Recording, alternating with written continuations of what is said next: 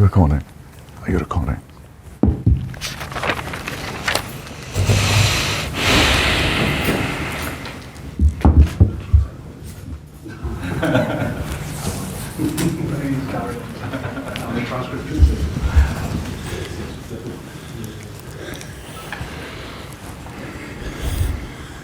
Okay, thanks all for coming today. We're here for the 2022 Autumn Nations Series squad announcement. We'll start with a live section, come to Ken first, and then Hamish, and then after that, if anyone does have additional questions, if you could put your hand up, that would be great. So, over to you. We probably should start with the absentees. Injuries are a theme, unfortunately, none more so than your captain, Dan Biggar. How much of a blow? Yeah, you're right with the injuries. It's we hadn't planned on changing the captain, but obviously with Dan's injury, that's something that we'll be looking at in the coming days. But it's been an interesting squad selection with a number of injuries, unfortunately. But with that comes opportunity. And in terms of Dan, his injury, we'd expect him to be playing by probably the end of the autumn series. Back available to play rugby, but of course the last game is against Australia, so that rules him out. So we haven't selected him on that basis, but we don't think he'll be out of the game too long. Which is good news, but you've opted not to pick a captain in his place. What's the thinking behind that? Obviously there are a few candidates around. Yeah, there are, and for different reasons we could go in a number of different ways. So we just want to see who comes through club rugby this week, and then internally we'll name our captain, and we'll let you know as soon as we do that. So will it be a captain for the series, or will you go by a Yeah, there'll be a captain for the series, but if you look at 4 test matches is a big ask these days. For any one player to start in all 4, so that may well be that we have more than one, but we'll certainly be looking at leaders in the forwards and backs, so you'll have a captain and probably a vice captain. Dan has been such a fundamental, integral part of your team. You've mentioned opportunity, but it doesn't take away from his absence. Yeah, look, he's been a major part since the new coaching group's been in place. He's played the majority of the games, so he offers a lot, not just on the park but off the field as well. Anyone that's played 100 test matches does that. So look, he's a big loss, but Gareth was his understudy, if you like, on the summer tour recently. Played very well in that second test, the famous victory there. So look, it's an opportunity for him. He's coming off a bit of a knock himself, but hopefully he'll be right this weekend. And then it was an interesting selection to look at who would partner up with Gareth because of one, the injuries that we have in the back 3. So you take Liam Williams out, and it's looking at the options at fullback with Lee Halfpenny coming back from not a lot of rugby as well. So we're making sure that we've got players that can play more than one position. So we've selected 2 10s that can play 15, and Reece Priestland is currently playing 15. So it gives us that extra bit of backup in terms of our preparation, but also on test match day. So then when you look at another 10 and Sam Costello versus, say, a Callum Sheedy, Callum obviously, if we select a Callum, he goes back after a Tuesday, so that counted against him, and I've had that discussion with him. Sam's a young guy that we've had in the environment before.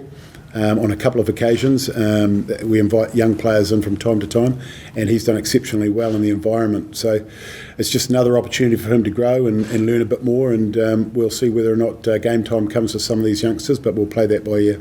5 players who've yet to receive international caps. If you break them down, the Scarlets trio, Josh obviously was picked against Scotland before being struck down by a few injuries in the past year and a half, and then the young halfbacks, if you mention those firstly.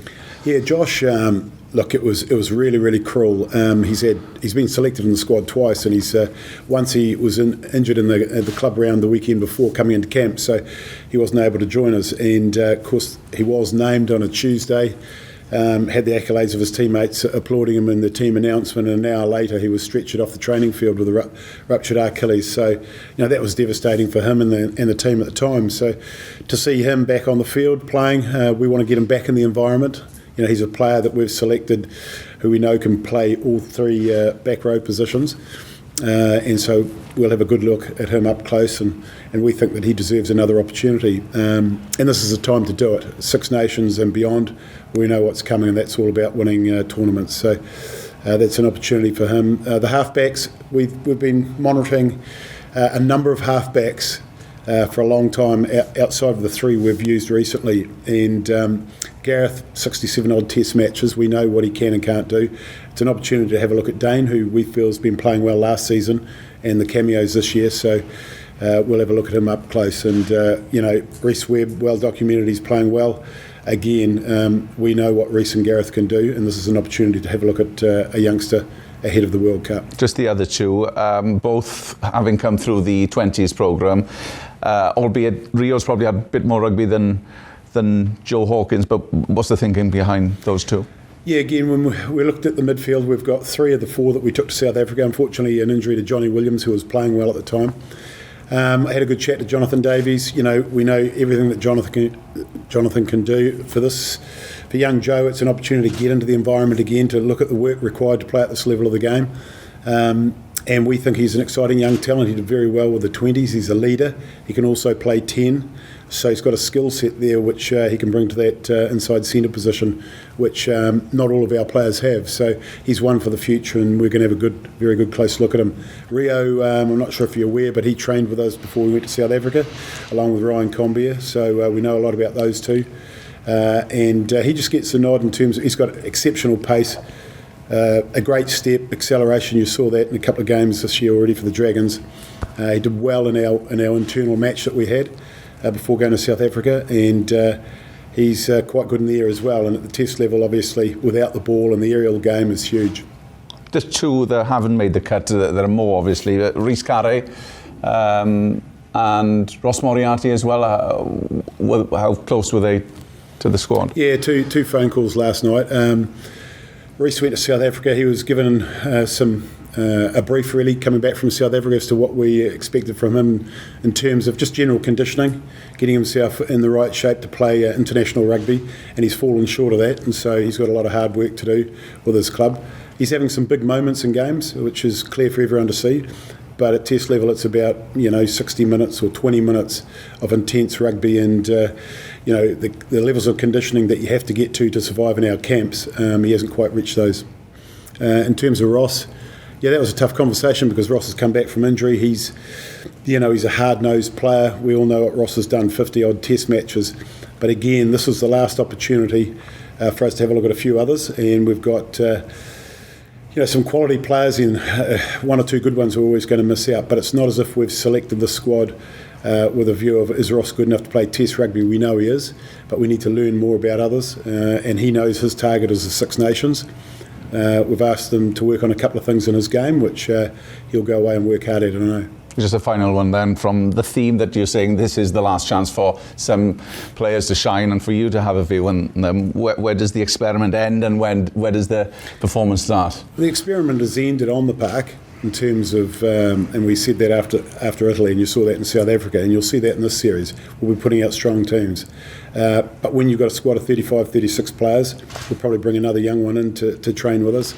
It's also about development, and you don't have to play rugby to be development. There's a stage from playing club footy or being a top age grade player and then getting in, rubbing shoulders with the big boys in training, and a lot is learnt there as well in terms of the intensity of the training sessions, which, to be quite honest, is probably double that of a club training session. And the players are really, really tested physically and mentally in these training sessions. So players learn a lot, and that sets them up for future campaigns. So there's a bit of the here and now. Obviously with the players, and you probably go through the list and work out who you think would be in a starting team, and then there's a group of players coming in that are going to hopefully be big players for Wales in the very, very near future. Thank you. Okay, the younger players coming in, presumably if you didn't pick them now, they wouldn't have the time to stake a claim for the World Cup. Is that a fair assessment? Yeah, that's very much part of it, but also, and as we've seen this time around, there are injuries, a week out, and we've got another round of games to go, touch wood. And so leading into a World Cup, we've seen in previous World Cups, Gareth Anscombe, classic example, Reece Webb in the past, other players who've been injured in the warm-up games and haven't got on the aeroplane.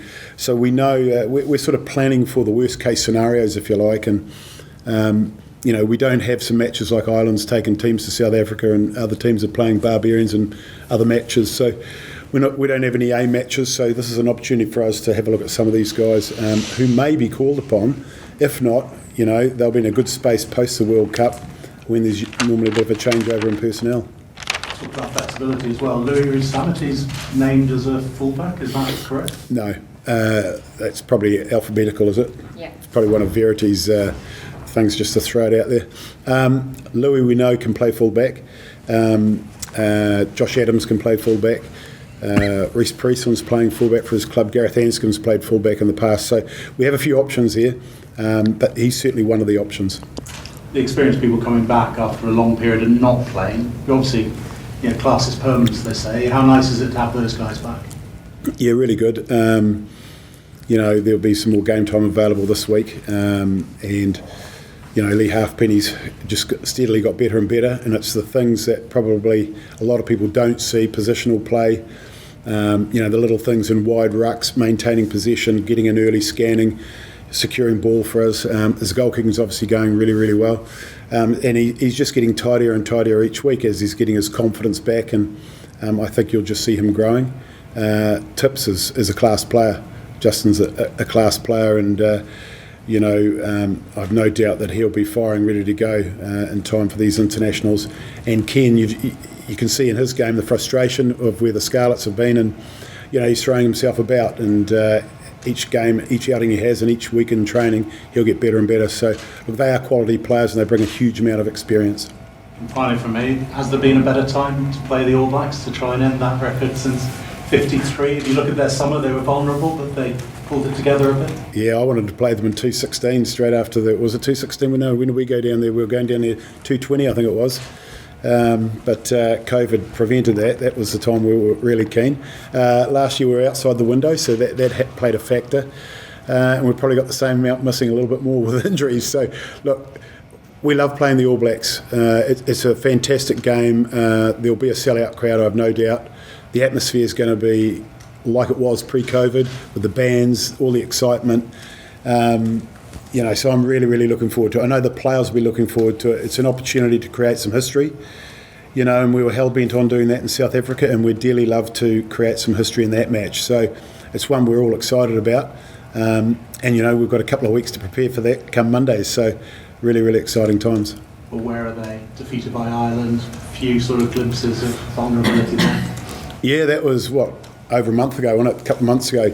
I think if you look recently, we review every club game on a Monday, Tuesday, and then we go back over the All Blacks Australia South African series with Argentina. We looked at that All Black Australia game. The pace of the game, it's a different game.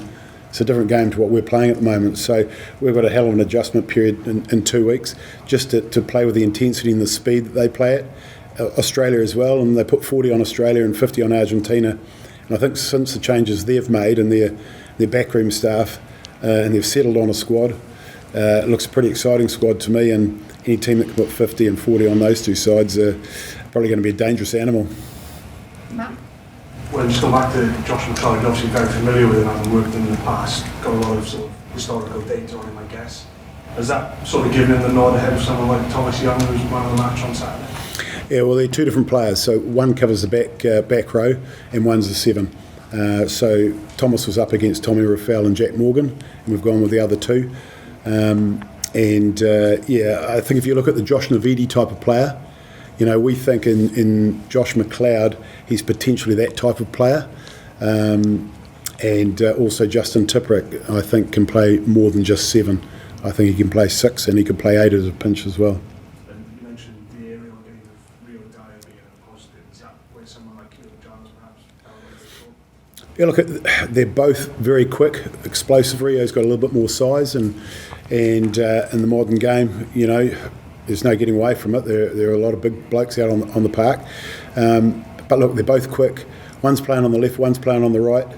When we look at the makeup of the squad, where we go, experience, all those sorts of things, and the difference between club rugby and the requirements of Test rugby, we've given him the nod. And just lastly, you mentioned a lot of these younger guys have been in before unofficially.